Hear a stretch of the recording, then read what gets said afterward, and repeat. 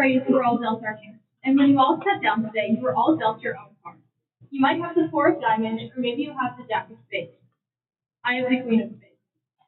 Every single one of you has your own unique card. And this is true for life. Just like playing cards, every single one of us has been dealt our own unique hand that holds unique situations, challenges, and successes we've encountered.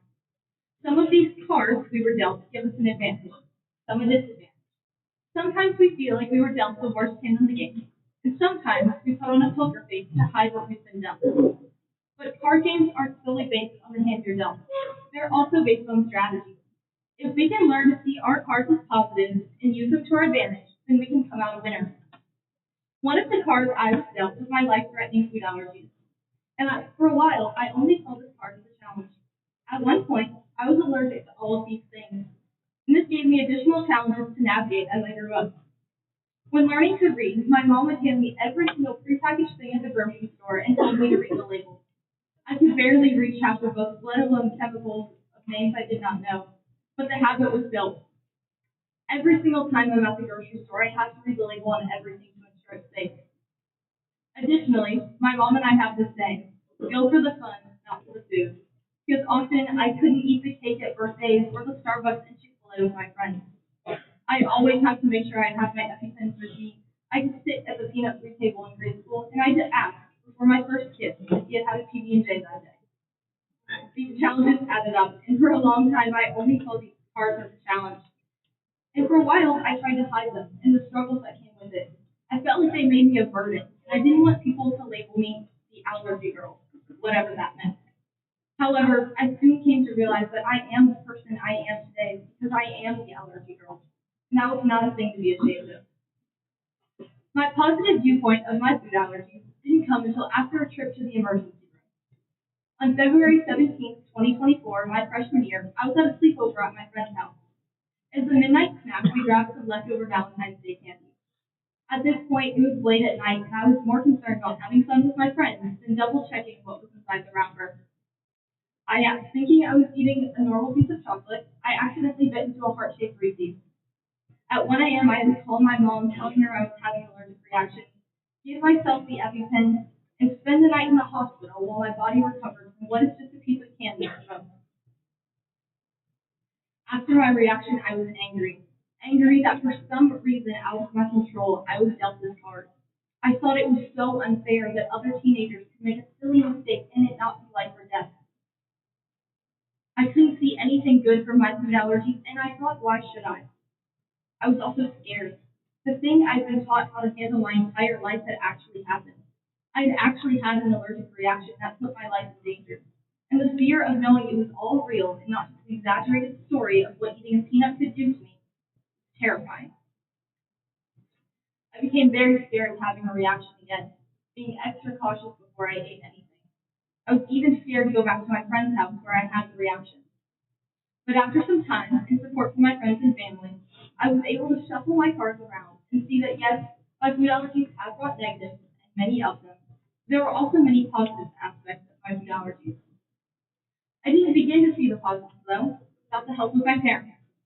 They were able to help remind me of the good things that my food allergies have brought me, and able to show me that my food allergy card was one of value. One example of this is that I've learned the confidence and advocacy to stand up for myself. Well, originally I had to learn this to explain to waiters at restaurants that my food needed to be safe. I was able to bring my skills for confidence and advocacy into my education, my family, and my relationships. I'm able to stand up for myself not only when it comes to my food, but when it comes to my time, my energy, and my being. One example of this is how I advocate to my teachers here at Assumption. When I have theater performances, they leave me little time to get schoolwork done. So I send an email to all of my teachers before they start, explaining my situation and asking for extra grace. This shows how my advocacy has helped me with more than just my food allergies. Additionally, I found a love for cooking.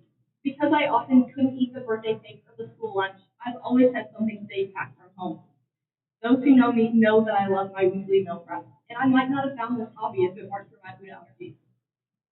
Additionally, one less impactful on my character, I've had other positives from my food allergies, which are just as important. I was able to throw the first pitch at a peanut-free basket because my allergy doctor was the sponsor. And I've been on the news multiple times advocating for allergy awareness.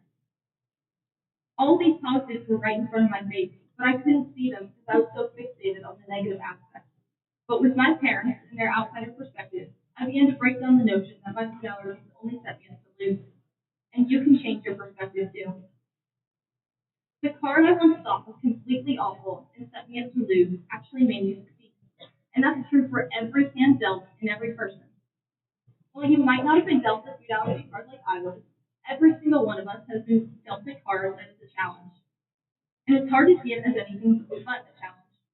Maybe you broke your foot and you couldn't play your sport for a season, but that taught you patience and how to take care of yourself. Maybe your parents got divorced, so that taught you how to navigate difficult relationships and adapt to changes in your routine. Maybe you had to move somewhere new, but that taught you how to put yourself out there and be true to yourself. We've all had challenges, but we've all learned something from it. No matter what the challenge may be, we all have one. In times of struggle or when you're first dealt this card, things may stink, and you don't understand how any good can come from this. But eventually, and maybe not right away, the good will show. From my experience, here's my advice to changing your perspective, to view your challenge as a good thing, and see it as something of value that will help you succeed. Number one, have an outsider perspective. I needed my parents to help break down the idea that my card was only a negative thing. Talk to your friends, your parents, your guidance counselor, someone who has seen or heard of your challenges and can help you see the positives that they see but you can't. Number two, have hope that things will get better. Even with a positive outlook, challenge cards are never going to be your favorite thing. But have hope that something will improve, even if you don't think it's possible. I've recently started a new medicine, Xolair, which lowers my risk of having a reaction to cross contact.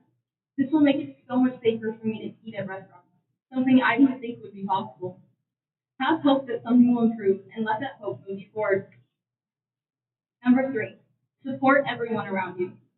Every single one of us has been dealt a challenge card. They're all different, but we all have one. And so we should use those to come together.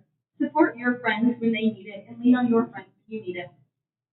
Number four, be proud of your challenges. You wouldn't be you if it weren't for the experiences you've had, good or bad. If you choose to hate your challenges, you are choosing to hate yourself.